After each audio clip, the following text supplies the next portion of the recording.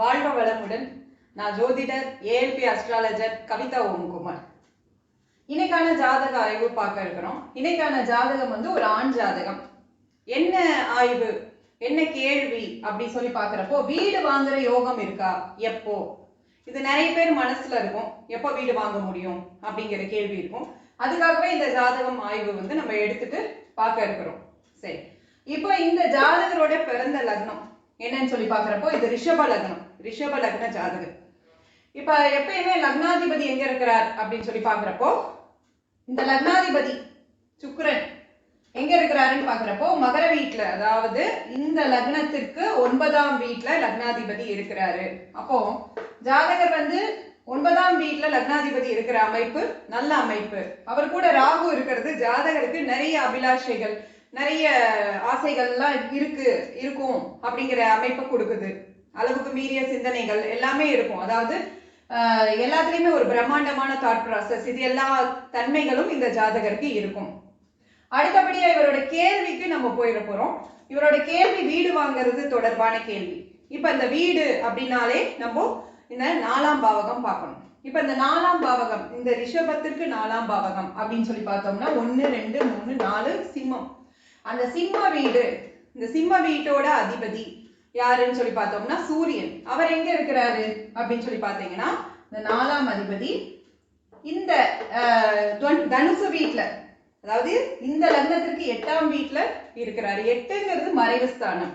So அப்படி வந்து அவர் சூரியன் போய் 8ஆம் வீட்டுல இருக்கிற அமைப்பு வந்து இவருக்கு கொஞ்சம் வந்து இந்த விஷயம் நடக்கிறதுல ஒரு தாமதங்களை கொடுக்கலாம் அப்படிங்கிற அமைப்பை காட்டுது. சரிங்களா? சோ இப்ப இந்த வீடு வாங்குறதுங்கிறது இந்த தசா புக்தி எப்ப என்ன போயிட்டு இருக்கு, அது சாதகமா இருக்கா, அதை பேஸ் பண்ணி தான் நம்ம அதை சொல்ல முடியும். இப்ப இந்த பாரம்பரிய முறையில பார்க்கிறப்போ தசா புக்தி இவருக்கு குரு தசா ராகு புக்தி போயிட்டு இருக்கு. சரிங்களா? இப்ப இந்த குரு எங்க இருக்கிறாரு, லக்னத்திற்கு எங்க இருந்து குரு தசா நடத்துறாரு அப்படி சொல்லி பாக்குறப்போ, குரு வந்து 2ஆம் வீட்டுல உட்கார்ந்து தசா நடத்துறாரு. எந்த ஆதிபத்தியம், இந்த லக்னத்திற்கு என்ன ஆதிபத்தியம் வாங்குறாருன்னு பாக்குறப்போ, ரிஷபத்திற்கு 8க்கும் 11க்கும் ஆதிபத்தியம் வாங்கின குரு 2ஆம் வீட்டுல உட்கார்ந்து தசை நடத்துறாரு அப்படிங்கிற அமைப்பு இருக்கு. சரி, ஓகே. இப்ப அடுத்தபடியா இந்த ராகு புக்தி, ராகு புக்திங்கிறச்சே ராகு வந்து 9ஆம் வீட்டுல இருக்கிறாரு. இந்த லக்னத்துக்கு 9ஆம் வீட்டுல இருக்கிறாங்க அப்படிங்கிற அமைப்பு இருக்கு.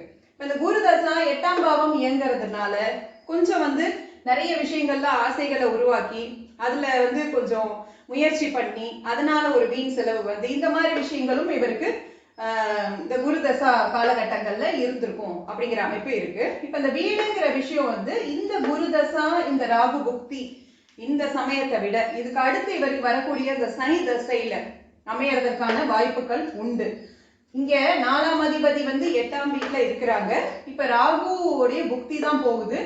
புக்திநாதன் வந்து அந்த 4ஆம் பாவக தொடர்பு வந்து இங்க வந்து புக்திநாதனுக்கு வந்து கிடைக்கல. சோ அடுத்தபடியா இந்த தசா இந்த புக்தி, சரிங்களா, இந்த இதுல இந்த அமைப்பு இருக்கிறத விடவும் இவருக்கு எப்ப அந்த அமைப்பு இருக்குன்னா இதுக்கு அடுத்தபடியா சனி தசா வரப்போ இதற்கான வாய்ப்புகள் உண்டு. ஏன்னா இந்த சனி பகவானுக்கு இந்த 4ஆம் அதிபதியோட தொடர்பு கிடைக்குது. அப்ப வந்து இது நிறைவேறதற்கான வாய்ப்பு உண்டு. எப்ப சனி தசா வருது அப்படின்னு சொல்லி பாக்குறப்போ, இந்த 2026 இறுதியில நவம்பருக்கு மேல இவருக்கு இந்த சனி தசா வருது. அப்ப வந்து இந்த ஜாதகர் வீடு வாங்க முடியும் அப்படிங்கிற விஷயங்கள் இவருக்கு சொல்லப்பட்டது. இதுதான் வந்து நம்ம பாரம்பரியமா நம்ம இப்ப பார்த்திருக்கோம்.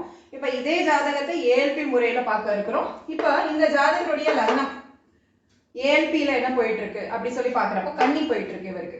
அப்ப கன்னி லக்னத்திற்கான அதிபதி யாரு? ஏஎல்பிக்கு 10 வருஷம் ஏஎல்பி அதிபதி யாரு? கன்னி லக்னத்திற்கான அதிபதி புதன். புதன் எங்க இருக்கிறாருன்னா ஏஎல்பிக்கு 4ஆம் வீட்டுல இருக்கிறாங்க. பாருங்க, இந்த 10 வருஷம் இவருக்கு இந்த வீடு வாங்கணும், மனை வாகனம் தாய் சார்ந்த சிந்தனை இதெல்லாம் தான் இருக்கும் இவருக்கு. இதுல வந்து இவருக்கு போயிட்டு இருக்கிற நட்சத்திர புள்ளி வந்து உத்திரம் 3ஆம் பாதம் போயிட்டு இருக்கு.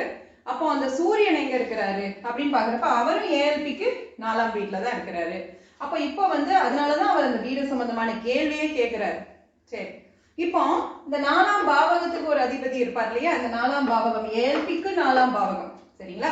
ஏஎல்பிக்கு 4ஆம் பாவகம், இந்த 4ஆம் பாவகத்திற்கான அதிபதி குரு பகவான் ஏஎல்பிக்கு 10ஆம் வீட்டுல இருக்கிறாங்க அப்படிங்கிற அமைப்பு வருது. அப்போ ஒரு அழுத்தம் இருக்கு ஜாதகருக்கு, வீடு தொடர்பான அழுத்தம் இருக்கு அப்படிங்கிறத இது காட்டுது.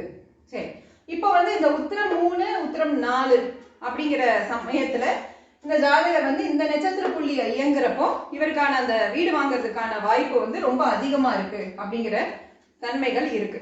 ஏன்னா அந்த 4ஆம் பாவகம் அந்த நட்சத்திர புள்ளி இயங்குறதுனால இந்த நட்சத்திர புள்ளியில அமைப்பு நல்லா இருக்கு. அதுலயும் இந்த தசாபுக்தி இந்த நவம்பருக்கு அப்புறம், இந்த ஆண்டு இறுதிக்கு அப்புறம் இந்த வீடு வாங்குறதுக்கான வாய்ப்பு இந்த ஜாதகருக்கு நல்லா இருக்கு. அப்ப அமையும், கண்டிப்பா உத்திரம் 4 முடியறதுக்குள்ள இவருக்கு வீடு அமையும் அப்படிங்கிறது சொல்லப்பட்டது. சரிங்களா? ஒரு அழுத்தம், கடன் வாங்கி அதனால ஒரு அழுத்தம் இருக்கலாம், ஆனாலும் வீடு அமையும். இங்க பிறப்பு ஜாதகத்திலே இந்த 4ஆம் அதிபதி 8ஆம் பாவகத்துல இருக்கிறதுனால ஏதோ ஒரு கடன் ஏதாவது வாங்கி ஒரு கட்டிட்டு இருக்கிறோமே அப்படிங்கிற ஒரு அழுத்தம் இருந்துட்டு தான் இருக்கும் இந்த ஜாதகத்துக்கு வீடு சம்பந்தமான விஷயங்கள்ல. சோ அதனால அதன் அடிப்படையில ஏற்பியும் இப்படி இயங்குறதுனால இது மாதிரிதான் இவருக்கு வீடு அமையுங்கிறது எடுத்து சொல்லப்பட்டது.